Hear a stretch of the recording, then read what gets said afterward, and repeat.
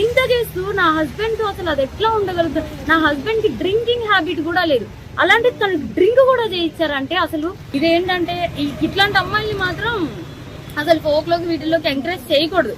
ఎందుకంటే ఇప్పుడు నా హస్బెండ్ కి జరిగింది, రేపు అన్న రోజు ఇంకో హస్బెండ్ వాళ్ళ అమ్మగారే చెప్తున్నారు కదా డైరెక్ట్ గా, మా అమ్మాయి అంతే అని చెప్పి. సో ఇవన్నీ కొంచెం చూసుకొని కొంచెం ఫోక్లోకి తీసుకునేప్పుడు కూడా మనుషుల కోసం నేను మిగతా వాళ్ళని అనట్లేదు, కానీ ఇట్లాంటి వాళ్ళని మాత్రం కొంచెం చూసుకోండి. కాపురాలు పోతాయి, చిన్నపిల్లల లైఫ్లు పోతాయి.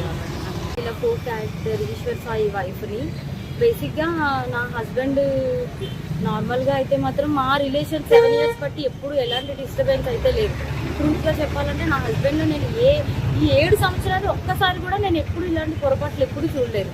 టెక్స్టులు మెసేజ్లు నా దగ్గర ప్రూఫ్లు ఉన్నాయి, చూపిస్తే మాత్రం అంటే ఇట్లా ఎలా వస్తుందంటే మరి నా హస్బెండ్ కూడా చెప్పడం ఏంటంటే తనే ఇట్లా నన్ను కొంచెం ఇది చేసింది, సో అందుకోసం అని ఏ అబ్బాయి అయినా సరే మరి ఎట్లా ఇలాగే అయిపోయింది ఇంకా అని చెప్పి తను చెప్తున్నాడు.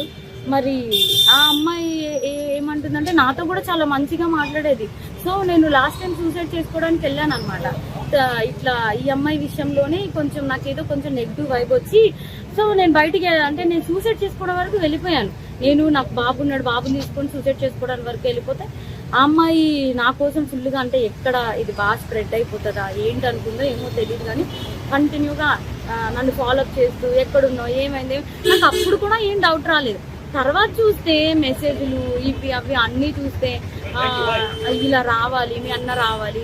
మెయిన్ వాళ్ళిద్దరికి కలిపి ఒక ఆయన ఉన్నాడు, ఆయన రిత్విక్ అని చెప్పి, వాళ్ళిద్దరు మీడియేటర్, అబ్బాయి పర్సనల్ అసిస్టెంట్ ఇద్దరికి.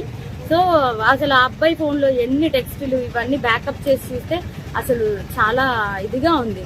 సో నేనైతే మాత్రం కోరుకునేది ఏంటంటే నా హస్బెండ్ అయితే తప్పైపోయింది, నాకు ఒక ఛాన్స్ అయితే ఇవ్వు అని చెప్పి ఆయన చెప్తున్నారు.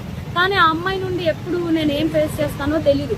కానీ ఎందుకంటే ఇప్పుడు నాలాంటి అమ్మాయికి అంతమంది ఫాలోవర్స్ ఉండి పైగా నాతో ఇంత మంచిగా ఉండి ఇంత చేసిందంటే వాళ్ళ అమ్మగారు రికార్డు కూడా ఉంది. నేను పొద్దున్న వాళ్ళ అమ్మగారికి ఫోన్ చేసి అడిగితే మా అమ్మాయి అంతే అలాగే చేస్తుంది అని చెప్పి అంటుంది. నా దగ్గర రికార్డు ఉంది, ఫోన్ స్విచ్ ఆఫ్ అయ్యేటప్పటికి నా దగ్గర ప్రూఫ్ లేకుండా ఉంది, ఆన్ చేస్తే అది కూడా ఇస్తాను. సో ఇట్లాగా ఇప్పుడు నాకు అన్యాయం జరిగింది. నా పేరెంట్స్ మా సిస్టర్స్ వచ్చి ఏదో చేశారు, నా హస్బెండ్ నాతో ఏదో కొంచెం పోలీసులు దీంతో ఏదో మాట్లాడుతున్నాం అవుతుంది.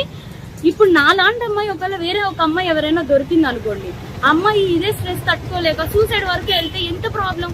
నేను ఇది ఒక్కటే ఆలోచిస్తున్నా.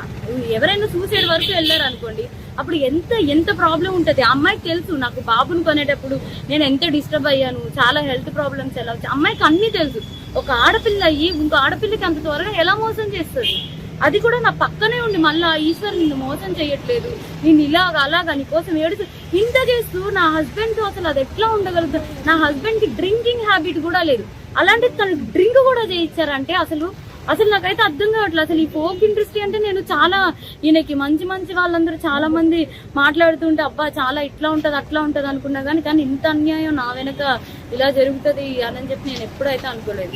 నెక్స్ట్ ఇదేంటంటే ఇట్లాంటి అమ్మాయిని మాత్రం అసలు ఫోక్లోకి వీటిల్లోకి ఎంకరేజ్ చేయకూడదు. ఎందుకంటే ఇప్పుడు నా హస్బెండ్ కి జరిగింది, రేపు అన్న రోజు ఇంకో హస్బెండ్ వాళ్ళ అమ్మగారే చెప్తున్నారు కదా డైరెక్ట్ గా, మా అమ్మాయి అంతే అని చెప్పి. సో ఇవన్నీ కొంచెం చూసుకొని కొంచెం ఫోక్లోకి తీసుకునేప్పుడు కూడా మనుషుల కోసం నేను మిగతా వాళ్ళని అనట్లేదు, కానీ ఇట్లాంటి వాళ్ళని మాత్రం కొంచెం చూసుకోండి. కాపురాలు పోతాయి, చిన్నపిల్లల లైఫ్లు పోతాయి. క్యాస్టింగ్ క్యాచ్ అనేది బేసిక్లీ ఫిల్మ్ ఇండస్ట్రీలో ఫోక్ ఇండస్ట్రీలో జరుగుతుందనేది ఆరోపణలు ఉన్నాయి. మరి దాని మీద మీ అభిప్రాయం ఏంటి? ఇది కూడా అదే కోణానికి చెందిందా లేకపోతే ఇండివిజువల్? అట్లా ఏం లేదు, నిజం చెప్తున్నాను కదా. మా హస్బెండ్ కి డ్రింకింగ్ హ్యాబిట్ లేదంటే మీరు ఆలోచించండి. నా డెలివరీ దగ్గర నుండి ప్రతి ఒక్కటి నా హస్బెండ్ నన్ను పువ్వుల్లో పెట్టి చూస్తున్నాడు. ఏ రోజు ఇప్పుడు నా హస్బెండ్ విషయంలో 1 minute నేను ఆలోచిస్తున్నానంటే దీనికే, నా బిడ్డను కానీ నన్ను కానీ ఇంత కేర్ గా చూసుకుని అబ్బాయి ఏమంటున్నాడు, ఇప్పుడు ఒక అమ్మాయి వచ్చి నా మీద పడిపోతే నేను ఏం చేస్తా? ఇప్పుడు ఒక షూట్ లో ఉన్న వాళ్ళం మేము అంత క్లోజ్ అయిపోతుంటే నేను ఏం చేయగలుగుతా అంటున్నాడు. అప్పుడు నేను నా హస్బెండ్ కి చెప్తున్నా నువ్వు చేసింది తప్పు, మరి అమ్మాయి పడితే మరి నీకు తెలీదా? ఆబ్వియస్ గా ఒక అబ్బాయి ఇప్పుడు నీకు పెళ్ళం బిడ్డలు ఉన్నారు, నీకు ఆ మాత్రం తెలీదా అంటే ఇంకా అయిపోయింది ఏదో అయిపోయింది. కానీ ఆ అమ్మాయికి తెలియాలి కదా, ఒక ఆడపిల్ల మరి తనకి తెలియాలి కదా.